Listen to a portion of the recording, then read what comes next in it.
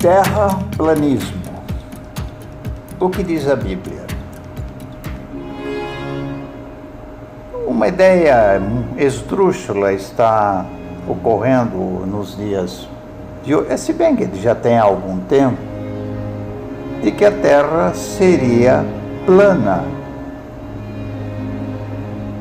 Essa afirmação, esse conceito aí, é de pessoas que não creem que o homem teria chegado à Lua em julho de 1969.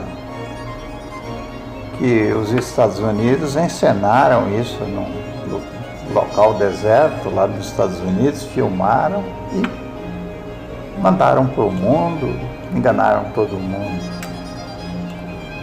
Será que isso faz sentido? Não é? Então, vamos ver.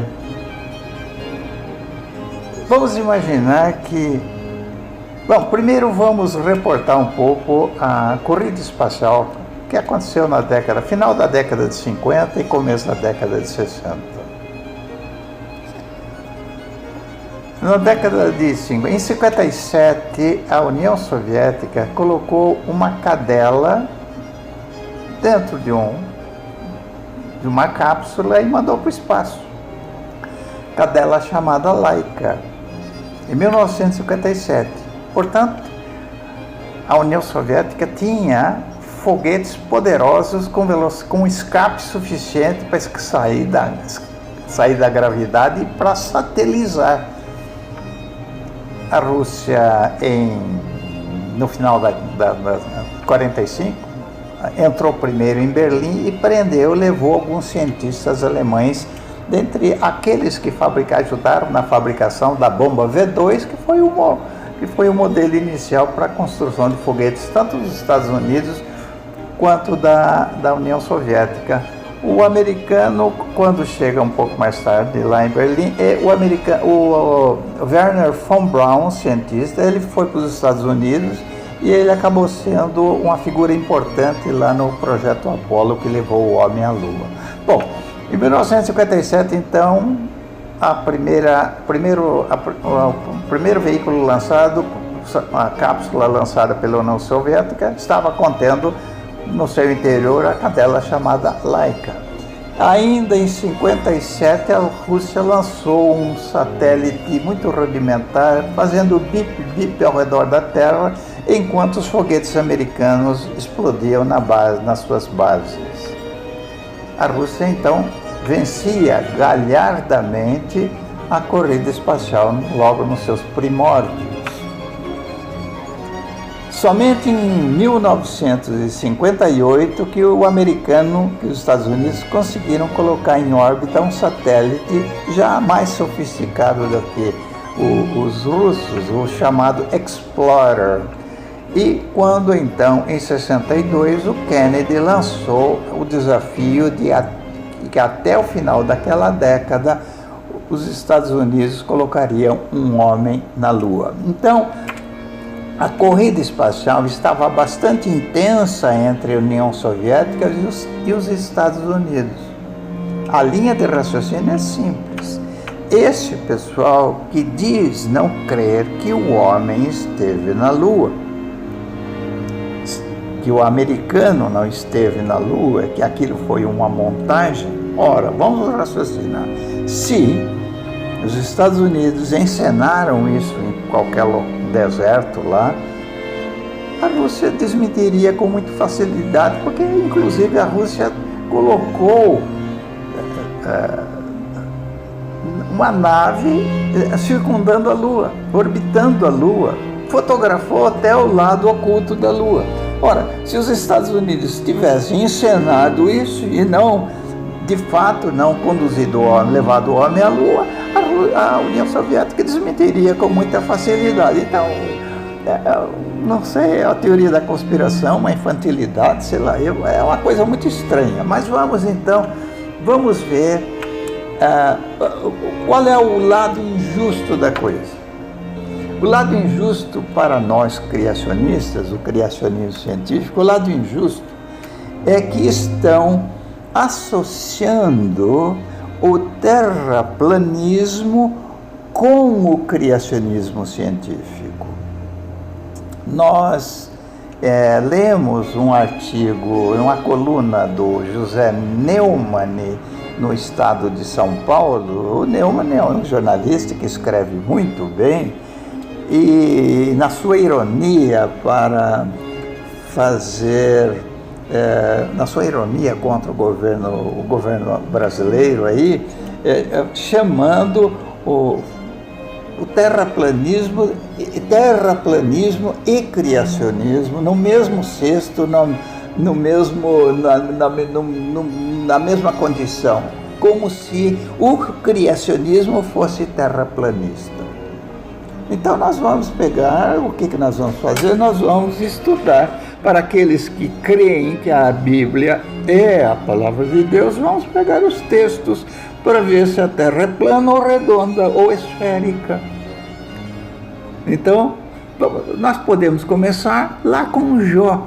Jó, no capítulo 26, no versículo 6 ou 8, não me lembro, mas 6 ou 8, Jó fala que Deus traçou um círculo na superfície das águas. Traçou essa palavra círculo, Hug, H-O-G, Hug, ou Hug, ela é também esfera, círculo ou esfera. Na realidade, Jó, cerca de 2.300 anos antes de Cristo, já teve esse insight por revelação de Deus.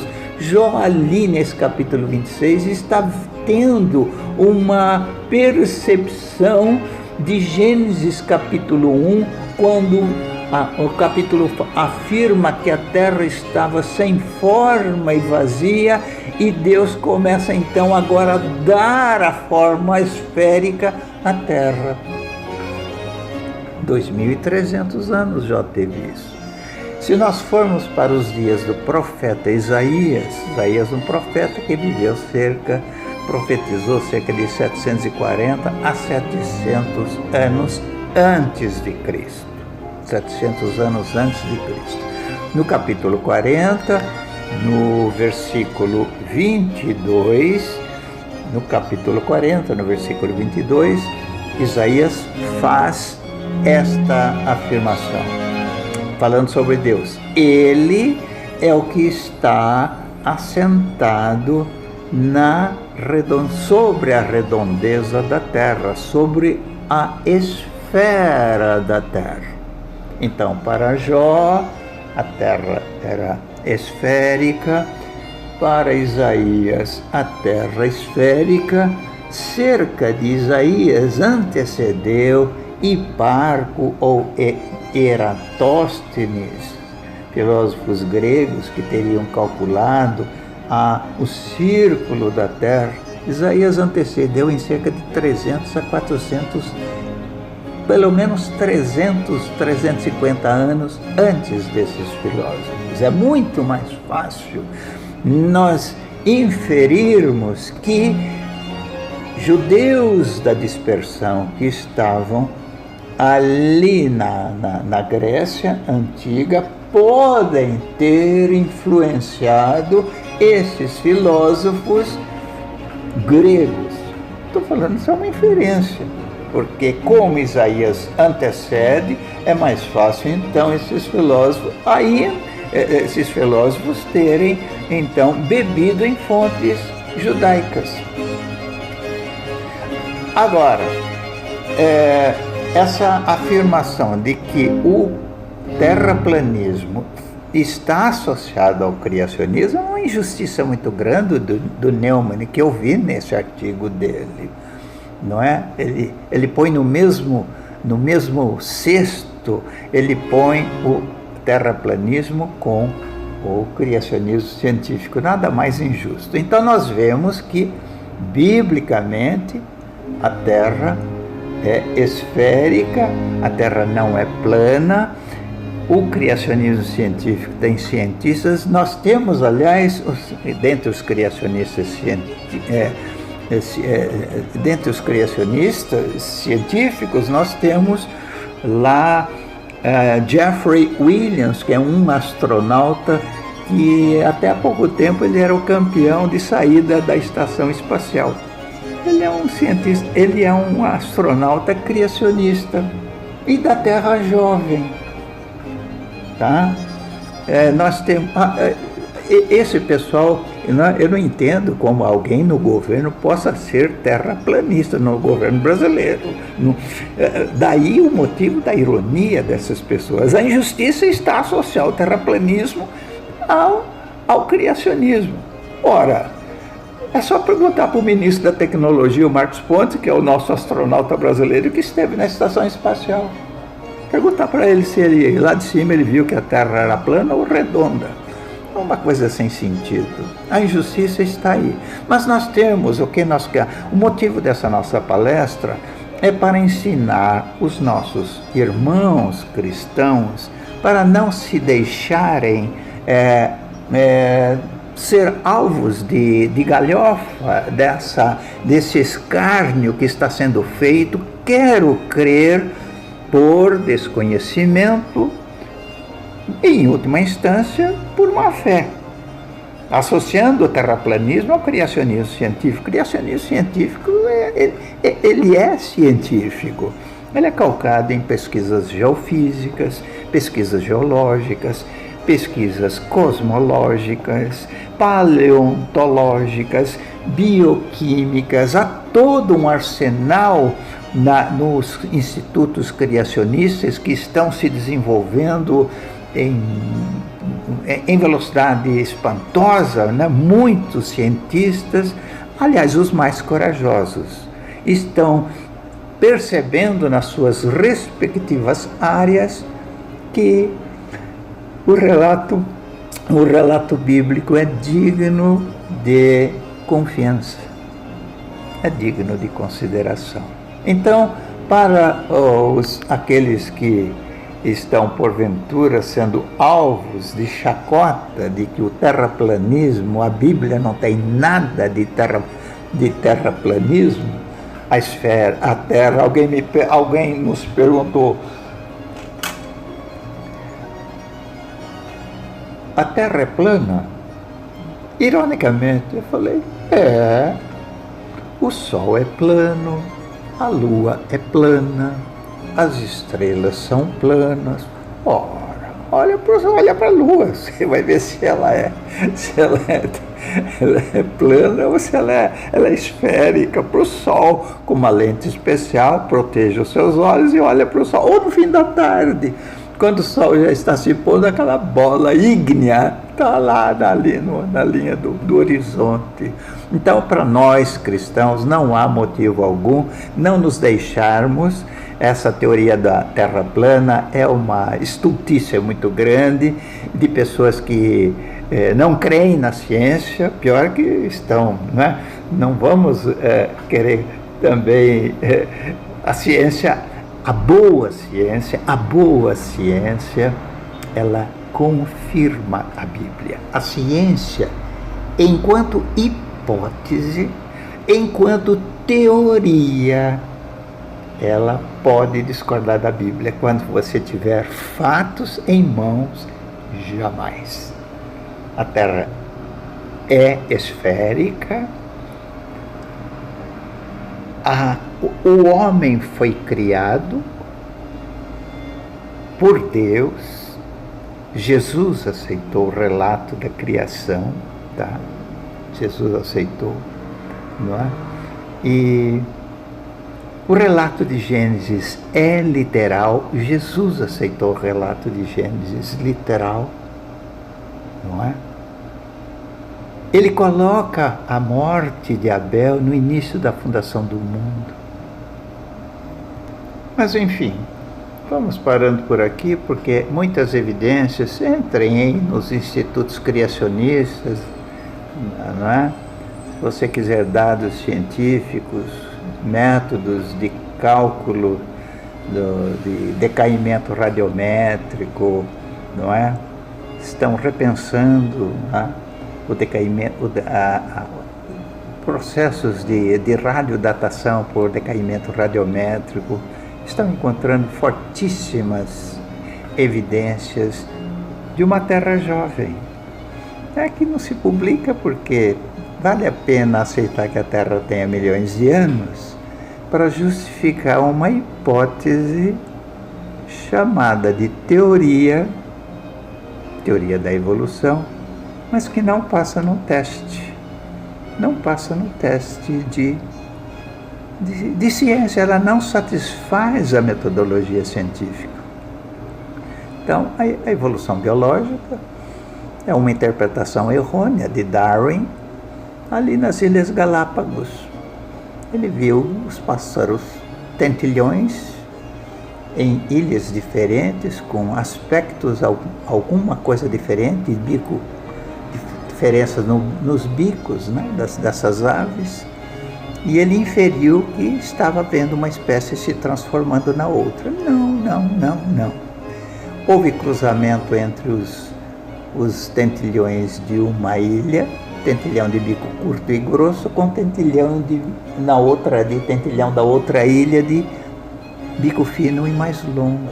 A seleção natural estava se fazendo ali por causa da alimentação. Então, alguns mais adaptados aqui predominavam, outros mais adaptados ali predominavam.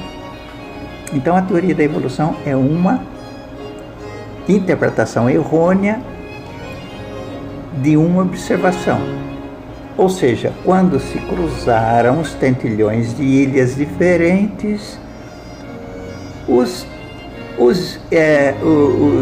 filhotes eram férteis, híbridos e férteis, portanto, animais da mesma, aves da mesma espécie, e assim vai. Então, a evolução biológica não passa no teste de ciência, ela é um caso filosófico, devia ter ficado lá na filosofia mesmo. E, biblicamente, teologicamente falando, ela é um caso para anular o relato bíblico, e especialmente que se o homem vem por um processo evolutivo,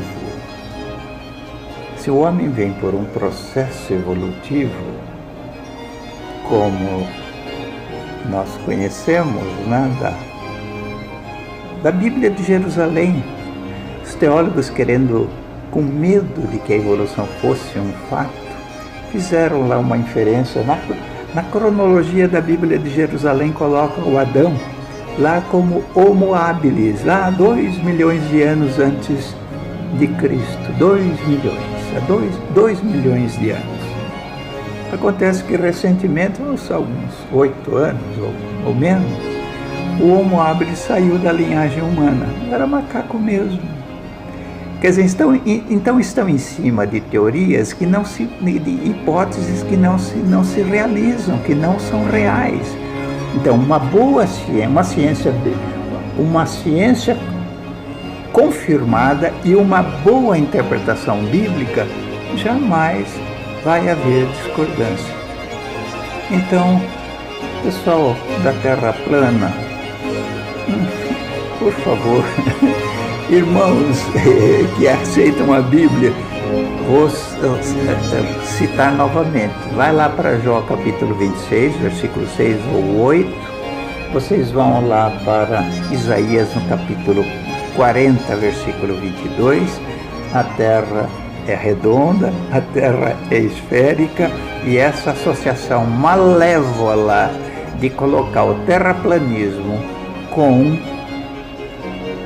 o criacionismo científico no mínimo, ela é por ignorância ou má fé.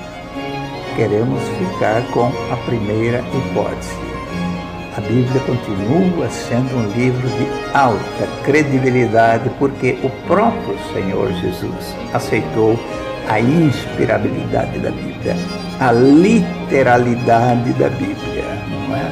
O Senhor Jesus aceitou a literalidade da Bíblia. Tanto é que ele coloca, acho que eu já falei aqui, eu não sei se no outro capítulo, ele coloca a morte de Abel no início da fundação do mundo. Quantos anos? Ele aceita a inerrância do Pentateuco e a genealogia está lá. desde Adão até Jesus. Nós temos as genealogias e os cálculos feitos até os dias da primeira vinda de Jesus, 4.000 anos. Mais 2 que estamos distante quando ele ressuscita e é assunto aos céus, mais 2.000 anos. Estamos terminando o 6º milênio. E a qualquer momento, não é? Quando o Senhor voltar, vai ser instaurado o reino milenar.